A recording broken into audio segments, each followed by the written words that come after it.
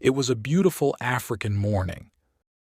Children were playing happily in the village streets.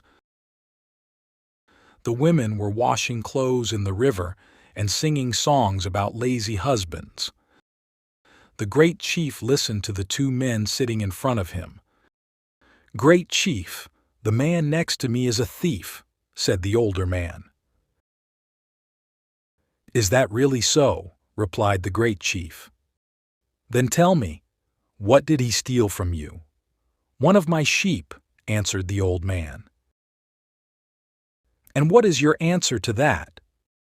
the great chief asked the younger man. "Why steal sheep, great chief?" replied the young man. "I have lots of them. If I need more sheep, I buy them. I don't steal them from other people. He's the thief, not me." The great chief looked at the far mountains and smiled. Then he looked at both men. Was the young one lying? He wasn't sure. But the old man didn't have the look of a thief. This was a difficult problem. He wasn't going to find the answer in just a few minutes. But the great chief liked problems like this more than any other. It took some time to find the answer. People came to him from very far away to ask him to be the judge of their problems. The great chief liked this also. "I have a question for both of you," said the great chief. "The person who finds the solution will keep the sheep. Go home and think about this question, and come back only when you know the answer. What's the fastest thing in the world? Don't come back until you have the solution." The two men left the great chief's house. The old man was sad. How could he find the answer to such a difficult question? When he got home, he told the question to his daughter, Zia. She was a beautiful, happy woman who liked helping others. She was young, but she was also very wise. "I know the answer, father," she said. "It's time." The old man went back to the great chief's house. The great chief was surprised. "You're back again. Not even 1 hour has passed, and you already have an answer to my question." "Yes, great chief," replied the old man. "It wasn't so difficult." "So tell me, what is the fastest thing in the world?" "Time," answered the old man. "It always goes too fast. There's never enough time for all the things that we want to do. And when we want more time to do something, it goes faster." The great chief was surprised. The old man's answer was even better than his solution. "Who helped you to find the answer? Who gave you these words?" asked the great chief. "They're my words," said the old man. "No one helped me." "If that's not true, I'll punish you," said the great chief. The old man was too afraid to go on with his story. "It was my daughter, Zia. She's a very wise young woman, and she gave me the words," he said. "She must be very wise," thought the great chief. "Very well," he said. "You have found the answer, and so you shall keep the sheep. And now that this is all finished, I think that I'd like to meet your daughter." The next day, the old man brought his daughter Zia to meet the great chief.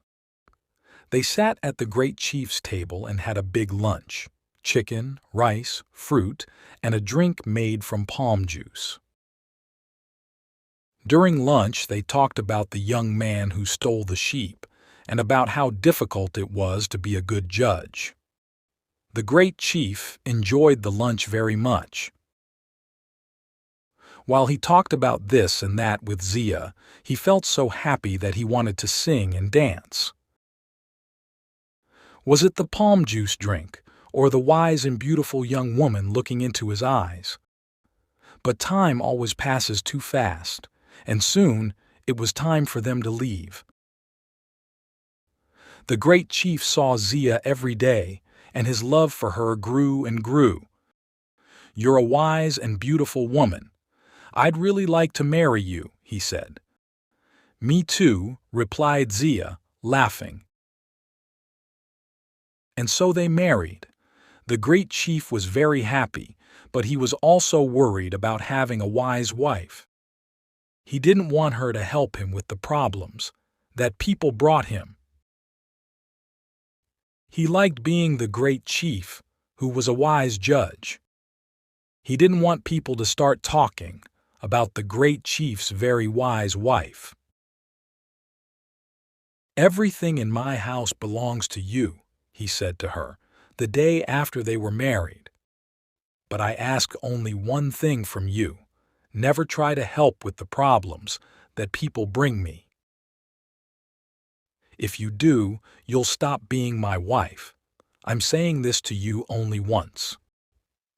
Zia listened without looking at the great chief. When he finished, she smiled. Zia and her husband were happy, and life went well for a time.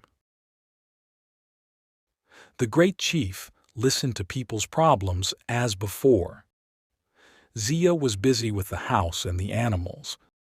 In the evenings, he told her about the problems of the day, and she usually agreed with his answers. But one day, 2 little boys went to see the great chief about a cow.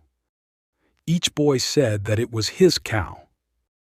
The great chief gave them a very difficult question to answer. Zia knew which boy was telling the truth, because she often saw him in the fields with the family's cow. When he walked past her that afternoon, he was crying. Zia spoke to him. "Tell me, little boy, what's the matter?" she asked him. "The great chief gave us a question that I can never answer," he said sadly. "What did he ask you?" His question was, "What's the biggest thing in the world?" Zia knew that she mustn't help the boy, but the answer was easy for her and very difficult for him. And he was telling the truth about the cow. "Go back to the great chief now," said Zia. "Tell him the answer in these words. It is air. Air is all around us. When we walk in front of us, there is only air and more air. When we look up at the sky, there is air as far as we can see." The little boy went to see the great chief. He said the same words that Zia told him. This time, the great chief wasn't surprised. He was very angry. "Who helped you find this answer?" he shouted. "These words are too wise for a young boy. Who gave them to you?" "They're my words, great chief," said the boy. "No one helped me to find the answer." "If this isn't the truth, I'll punish you," said the great chief. The boy was afraid. "It was your wife, Zia," he said in the end. The great chief was very angry with his wife. That evening he spoke to her. "Didn't I tell you that everything which I have belongs to you? You have done the one thing, the only thing that I asked you not to do. Now, take what belongs to you and go back to your father's home." "Before I go, can I make you one last meal?" asked the woman. "Then I'll take what belongs to me and go." "Yes," answered the great chief. "Make what you want to eat. Take what you want to take. Just be sure that you're not still here tomorrow." Zia cooked the great chief's favorite meal, chicken with rice and vegetables. While he ate, she gave him a strong drink made from palm juice. She gave him many cups of it. At the end of the meal, the great chief lay down and slept. With her family's help, Zia carried the great chief to her father's home.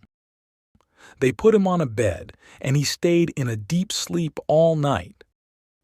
In the morning, a great voice woke everyone in the house. "Where am I? What am I doing here?" shouted the great chief.